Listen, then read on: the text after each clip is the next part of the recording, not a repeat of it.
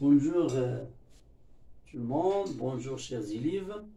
Donc aujourd'hui je vais poser une question. C'est quelles sont les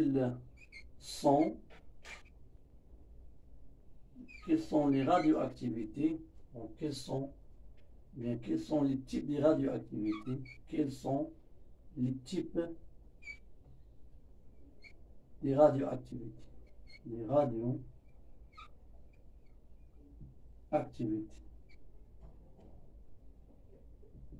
C'est-à-dire, quels sont les différents types de radioactivités? Ça, c'est pour le premier cours en physique nucléaire, donc concernant les 12e années baccalauréat. Alors, donc, radioactivité, radioactivité. Radioactivité, c'est quoi radioactivité? C'est une transformation naturelle, transformation nucléaire naturelle, spontanée, imprévisible dans le temps, au bout de laquelle un noyau, il y a un noyau radioactif, c'est un noyau radioactif,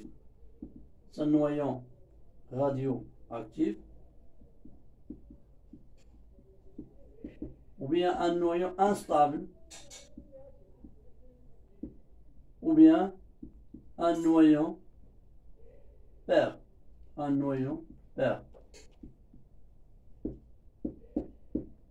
Donc, un noyau pair ou bien un noyau radioactif se transforme en un noyau, donc se transforme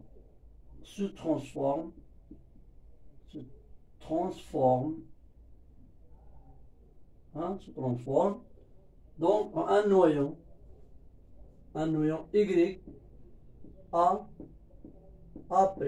Z'. Ça, c'est un noyau. Fils. Ou bien c'est un noyau plus stable.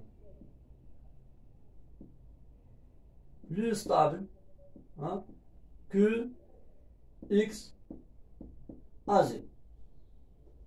Plus P A second, Z second. Ça, c'est une particule.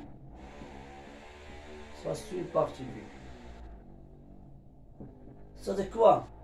Donc, la radioactivité, c'est une transformation naturelle, spontanée, imprévisible dans le temps, au bout de laquelle un noyau fils, un noyau père, ou bien un noyau radioactif, ou bien un noyau instable, se transforme en un noyau plus stable, ou bien un noyau fils, d'accord? Avec l'émission d'une particule. Alors, ça c'est l'équation générale d'une radioactivité. Donc les réactifs, c'est un noyau instable. Les produits, il y a un noyau plus stable qui s'appelle noyau fils, plus une particule. Alors, le type de radioactivité. Donc, type de radioactivité.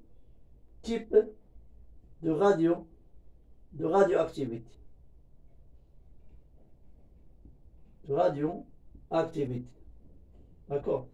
Type de radioactivité, donc elle a déterminé à partir de la nature de la particule.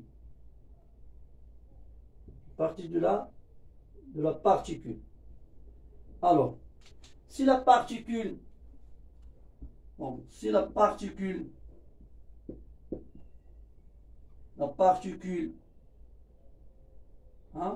particule A seconde, Z seconde,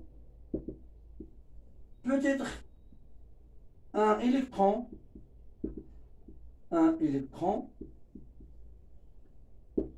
peut être un positron,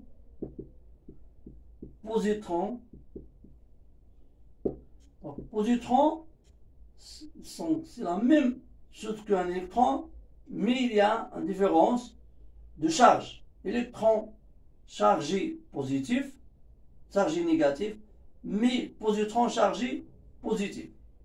Et il y a une particule 4,2, ça c'est le noyau hélium. Noyau hélium.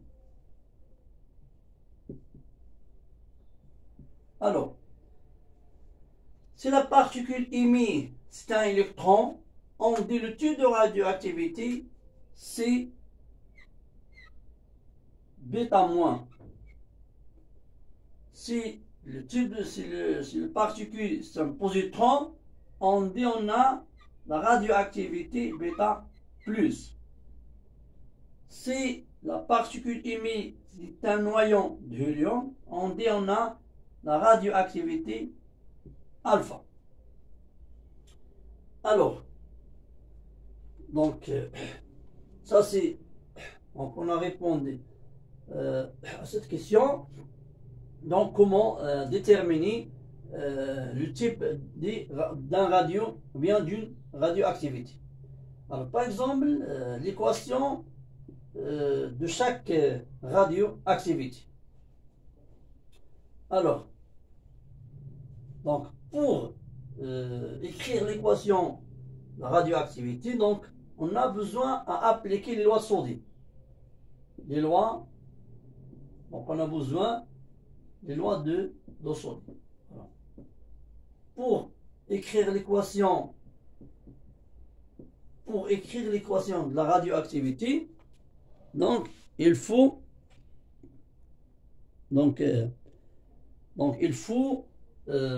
connaître les lois de Soddy. Donc c'est quoi les lois de Soddy? Donc les lois de Soddy, on a lors d'une radioactivité, on a la conservation de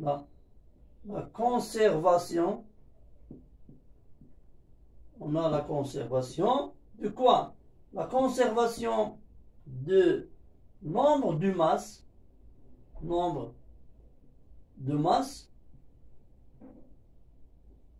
c'est A, d'accord, A. C'est quoi? C'est-à-dire que A du réactif égale la somme de A des produits. Donc, c'est-à-dire que A égale à A' plus A' second. Donc, la deuxième loi de Soddy, il est qu'il y a une conservation de nombre de charges. C'est-à-dire quoi? C'est-à-dire que donc, le nombre de charges de réactifs, c'est Z, égale la somme du nombre de charges des produits. C'est-à-dire Z égale Z' plus Z' second. C'est le Soddy. Alors, pour, par exemple, écrire l'équation de radioactivité β-, on va appliquer les lois de Soddy. Donc, comme ça. Alors, donc, pour écrire les lois de la radioactivité β-, donc on a un noyau XAZ dans un noyau Y avec l'émission d'un électron. Ça c'est A, ça c'est 0, ça c'est A. Donc A égale A plus 0. Ça c'est Z, donc, égale Z' moins 1. Donc Z égale Z' moins 1. C'est-à-dire Z' égale à Z plus 1. D'accord? Donc ici c'est Z plus 1.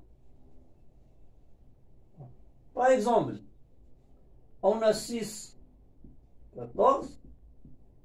Donc donne l'azote N plus 0 moins 1. Ça c'est 14, ça c'est 0, c'est 14. Mais 6, ça c'est moins 1. Donc ceci 7. 7 moins 1 égale à 6. D'accord? Alors, pour ça c'est pour bêta plus. Donc pour bêta moins, donc on a x à z qui donne un noyau y plus émission d'un positron. D'accord? Alors, ça c'est A, mais ça c'est plus 1, donc ça z moins 1. Z moins 1 plus 1 égale à Z. D'accord? Pour l'émission, pour la radioactivité alpha. Donc ça c'est X à Z. Donc qui donne donc Y plus hélium 4,2. Donc ça c'est Z moins 2. Z moins 2 plus 2 égale à Z. Ça c'est 4. Donc 4 A moins 4. Donc A moins 4. Ça c'est l'équation générale. Alors je vous je vais ajouter quelque chose ici. Donc il y a un autre type de radioactivité, c'est gamma. Donc ça c'est gamma. Donc c'est quoi gamma? Alors, la radioactivité gamma. La radioactivité gamma. Alors, c'est quoi gamma? Gamma, c'est un rayonnement. Un rayonnement.